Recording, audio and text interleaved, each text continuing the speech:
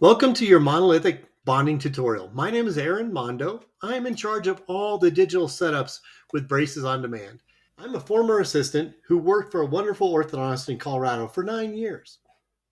I absolutely love learning from assistants. So I packed up my bags, boarded a plane, and I flew out to talk to many assistants to learn their tips, to learn their tricks, learn their pearls. And today we're going to get right into this. What are these assistants doing to become successful at bonding? I felt like satisfied, like click, click, click, click, which was really Traveled good. to Arizona to Dr. Shipley's office, and I got a chance to meet these two. This is Gabby and Walter. They have over 50 years of combined experience. 50. That's insane. So I knew it was going to be a treat to watch them in action. And when I asked them, what is your number one pearl that you'd like to share with the other teams? They said it's all in the preparation. So, what does preparation even look like? Well, there are really two steps. The first step is that they're going to preload all the brackets, all those monolithic trees with adhesive and put them back in a dark box. And the second step, which I found pretty comforting and made me feel fantastic, is that they look at the tech notes. So, probably the number one note that they're looking for is, are there any brackets that need to be direct bonded? Now, why would they need to be direct bonded? Aaron, we love the monolithic system. We don't want to direct bond any teeth. Well, sometimes you're going to have better success actually with direct bond in situations where the bracket is impinging on a tissue or you have a tooth that's starting to erupt. So in a tech notes call for a bracket needs to be direct bonded, you're going to find it as an extra tree trunk to whatever monolithic tree that is in that segment. Now, before you direct bond that bracket, we suggest that you open the setup and you see where that bracket goes. Because there are a lot of times you're going to see a bracket bonded and you're going to go, that Aaron's crazy. His team is awful at placing brackets. But the beauty behind custom is that when you look up the setup, you're going to find that several brackets are probably not on the traditional spot where you'd put a bracket. We can place a bracket mesial or distal in order to avoid, let's say, collisions or to avoid future repositioning. We can place a bracket towards the mesial or distal and then change the offset. We can change the slot, and then you will likely not have to do a bend or reposition later on in treatment. How cool is that? You're going to love this technology. It's going to result in fewer wire bends, fewer repositioning, fewer contacts or collisions between the upper arch and lower arch, meaning fewer loose brackets. This is going to make your life a lot easier. So remember, we're still in the preparation phase. The patient just walked into the reception room. They're sitting down, they're chilling out, they're checking out their social media. So while they're checking out their social media, we have the green light to go ahead and start preparing those brackets. We prepare the brackets by painting a plastic conditioner on the bonding surface of the bracket. After we apply the plastic conditioner to the bonding surface, we go to step two, which is to inject the adhesive into the base of the bracket. So by preloading the brackets, not only does the patient not have to sit in the chair as long, but there's less chance for the field to get flooded, meaning there's far fewer loose brackets. Well, let's talk a little bit about the conditioner. So it is important to use a plastic conditioner on the bracket. Now, have a look at what this assistant's doing. What I love about what she's doing is she is dipping her microbrush into the plastic conditioner in the dabbing well, but then she's taking the microbrush off to the side and she's kind of wringing it out. The reason why she's doing that is we don't want to flood the bracket. We just want to moisten or dampen the bracket. So what about preloading the bracket with adhesive? Are there any tricks for that? It looks easy, but yes, there are certain technique tricks that make a big difference. So first, it's how you angle the syringe. So you want that syringe tip flush with the bracket surface. So after you've injected and filled the bracket, when you remove the syringe, you're kind of swipe away with that syringe, and that gets the adhesive underneath the undercuts of the bracket. Here's another pearl that I see assistants do all the time, yet they never really know if it actually helps bond string. Well, this is Tony, and Tony likes to dip her microbrush into primer, and then she uses that microbrush to pack the adhesive into the base of the bracket. Some assistants will use an instrument, and they'll still dip that into the primer. Either way, Does it actually help bond strength? So the answer is yes, you can use a microbrush dipped into primer. But it made me think, what if we're using the same brush that you use for the plastic conditioner?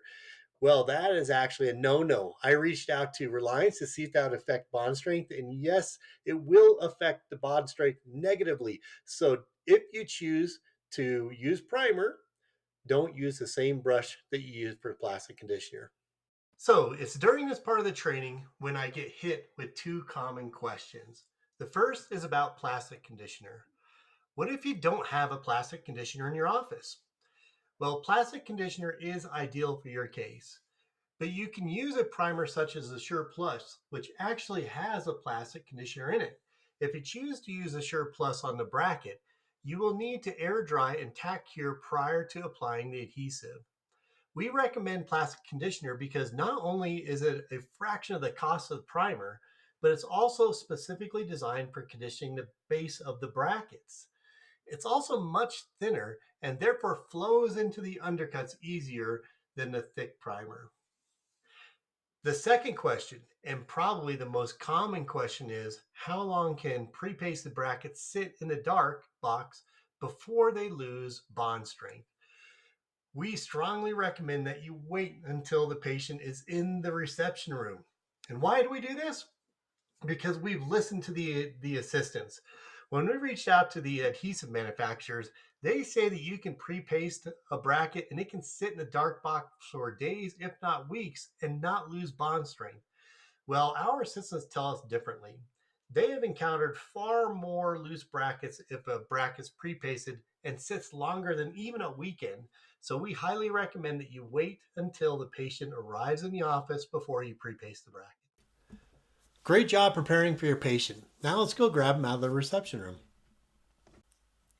Now that you have your patient in the chair, this is business as usual. This is very similar to your direct bond technique. This stage of the bonding process is so similar to direct bond that the only pearl I could uncover is that many offices, when they were direct bonding, were only bonding one arch at an appointment. With monolithic, you bond both arches at the same time. And when you do that, most offices are starting with the lower and they're etching and priming and bonding the lower, then they etch and prime and bond the upper. All right, everybody, now it's time for the fun part, the bonding part. So let's hear what Bracelet on Demand suggests for the bonding protocols.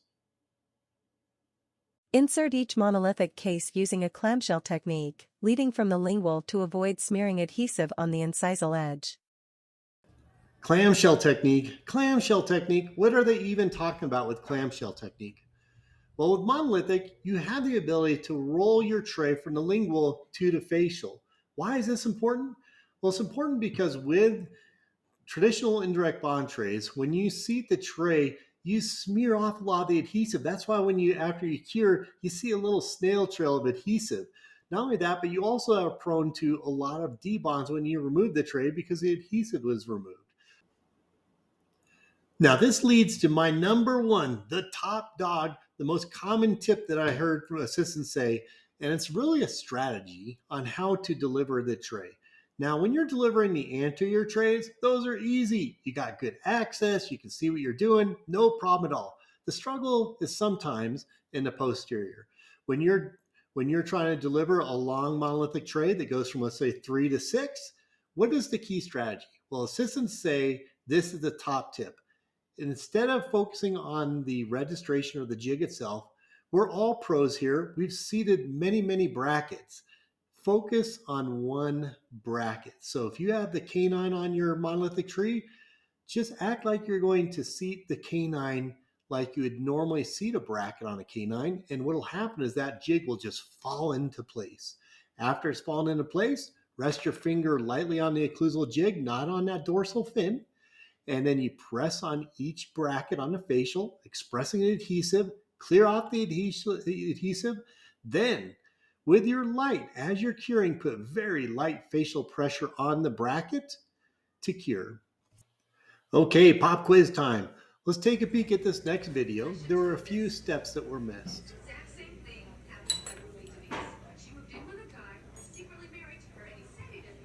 So if you answered that this assistant did a fantastic job of delivering the tray, but forgot to express the flash and then clean the flash, you would be correct. So oddly enough, the number one misstep by assistants using the monolithic system is to express the flash. Don't forget, simply put a little bit of light facial pressure on each bracket, get the adhesive to express out, then clean the flash. So after you cure, the next step is the big reveal. We're going to remove the tray. But before we remove the tray, let's hear from a patient's perspective what that experience is like. Anything. I just heard the cracking and then she would show it and I didn't really feel anything. Yeah. So this is the fun part. Removing the jig, as one assistant told me, is very satisfying. Just click, click, click. You hear the little clicks and the tray peels away. Now, I know everybody's a little bit intimidated the first time, so the next few videos we're going to show are all first-time assistants, the very first time they removed a tray, and watch their technique. They just went for it. But there is a little bit of technique to it. You want to roll the jig laterally and towards the gingival, kind of like starting a car. You can use your fingers or a Weingart plier. Every assistant seems to have their preference. I'm just gonna go for it. Oh my gosh, that is so. Hey. That was some clear brackets you could barely see from up there. It's the gums, right? Where's the gums?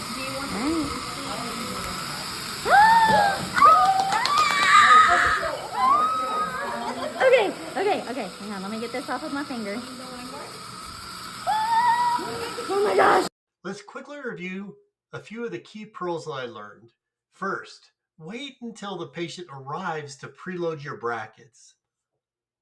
When bonding both arches, prep and bond one arch at a time. When delivering the jig, target one tooth and the rest of the jig will fall into place. The number one missed component of the bonding process is don't forget to express your flash. Express it and clean it off. That's one of the big benefits of this system. And finally, removal of the jig is a breeze. Roll the tray towards the gums. Be careful not to pull the tray as you roll the tray gingerly.